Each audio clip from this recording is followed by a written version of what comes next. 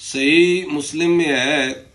سیدنا ابن مسعود رضی اللہ تعالی عنہ روایت کرتے ہیں کہ شب معراج رسول اللہ صلی اللہ علیہ وآلہ وسلم کو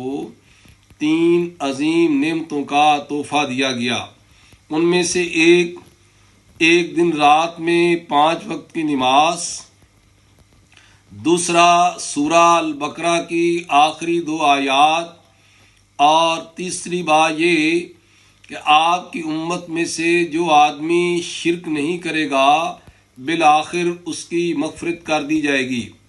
آپ صلی اللہ علیہ وآلہ وسلم نے سورہ البقرہ کی آخری 2 آیات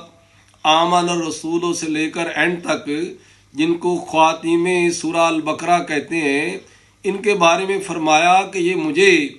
عرش اعظم کے نیچے موجود خزانے سے عطا کی گئیں